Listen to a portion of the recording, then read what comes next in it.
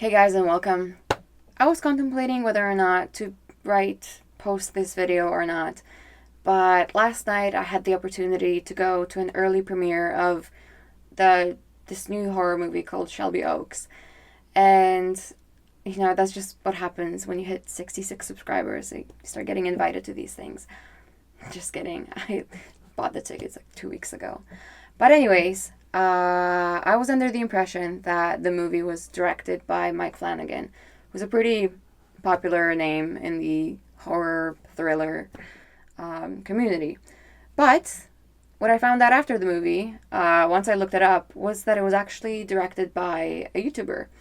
And I'm not familiar with his content whatsoever, but I also learned that the money for the movie was crowdfunded. I think he raised like 1.4 million or something, but don't quote me on it. So let's talk about the movie.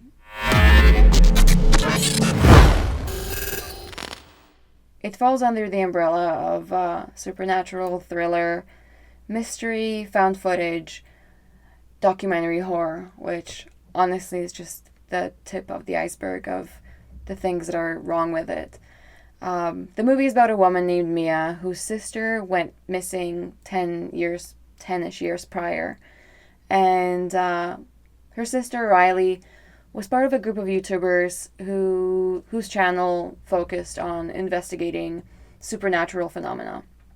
So, like I said, her sister and the group went missing, and since Mia hasn't been getting a whole lot of help from the police department, she decides to take the matters into her own hands and track down her sister. Now, on to my review of the movie. I don't want to sound like a hater, but about to sound like a hater, obviously. But I firmly believe that just because you enjoy horror and are successful at reviewing it, that doesn't mean that you should direct your own movie. So let's dive into the reasons why I thought that Shelby Oaks was really disappointing. First of all, the movie was trying to fit far too many themes and tropes into its 99-minute runtime. Like I mentioned earlier, it's a supernatural found footage YouTube documentary. It's just too much. So, needless to say, the movie didn't execute any of them well. On the opposite, it was really cheesy and boring. At first, the movie had my attention, but within the first few minutes, the script felt so stiff. It made it really difficult to care about the story or the characters. It kind of felt like the work of amateur film school students. The CGI, a lot of the acting, and the generic plot. I was genuinely surprised this movie was picked up and is being distributed. If someone said that AI wrote the script, I would have believed it. It had very little depth, no rhyme or reason. The relationship seemed shallow and robotic. Even the relationship between Mia and her husband just seemed really pointless and added nothing to the story. To top it all off, the ending was pretty terrible.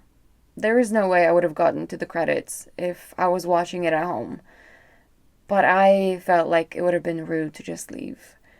Also, the creature monster guy reminded me of Groot from Guardians of the Galaxy, which, depending on who you are, could be either a positive or a negative. I do understand it's increasingly difficult to come up with novel ideas, but this just wasn't it. We've seen that it's possible to make that jump from YouTube to filmmaking with movies like Talk to Me or Bring Her Back, both of which I'm pretty sure were directed by the same people. I think they're brothers. It's just abundantly clear that having a passion and being skilled at reviewing movies doesn't necessarily translate into being skilled at directing. And I'm really happy that he got to have his movie made. But I just don't understand how someone who reviews movies for a living made this. I hate to be so negative about it, but it really was one of the worst movies that I've seen this year. And on that neutral note, thank you so much for watching. Hopefully I'll be able to talk to you about a different movie, one I'm excited to share with you guys sometime soon.